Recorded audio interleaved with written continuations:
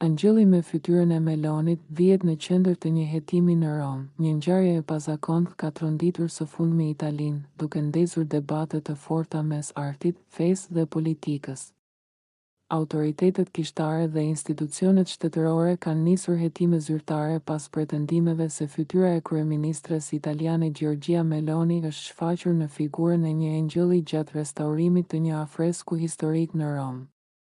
Gjithçka ndodhi në një kapel të bazilikës së Shën Lorenzit në Lucina, një nga kishat më të vjetra dhe më të respektuara të kryeqytetit italian.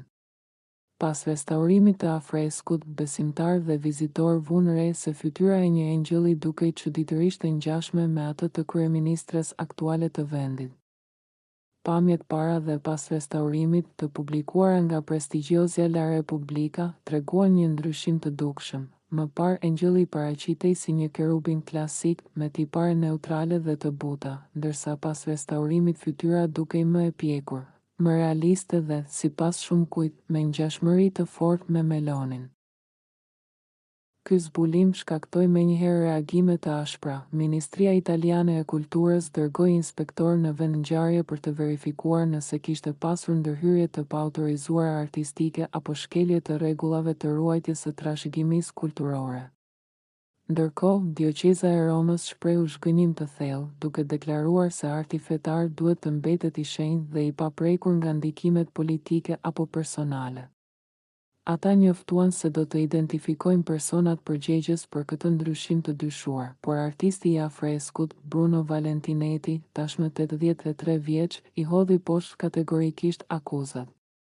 Ai sqaroi se kishte restauruar vetëm veprën e tij origjinale, të realizuar në vitin 2000, dhe se nuk kishte ndryshuar asnjë tipar qëllimisht. Fytyra e angjëllit është e njëjtë si para 25 vitesh.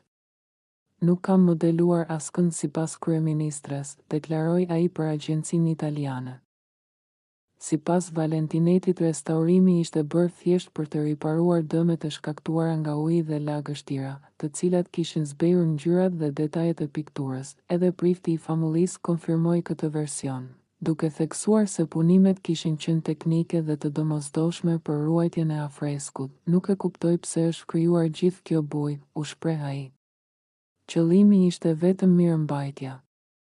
Megjithatë, në opinionin publik dyshimet vazhdojnë. Shumë italianë shohin këtë si një simbolik të rrezikshme, një përzierje mes pushtetit politik dhe figurave fetare, ndërsa të tjerë e quajnë thjesht një rastësi vizuale.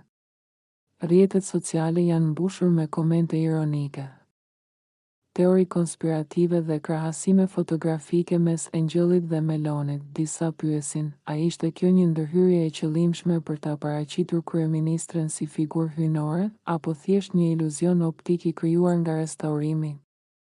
Ndërsa hetimet vazhdojnë, rasti ka hapur një debat më të gjerë në Itali mbi kufijtë e restaurimit artistik, ndikimin e politikës në artin fetar dhe respektimin e trashëgimisë historike. Një gjë është e sigurt: një angjëll në një kishë të vjetër romake ka arritur të ndezë një stujë mediatike që po përfshin gjithë vendin.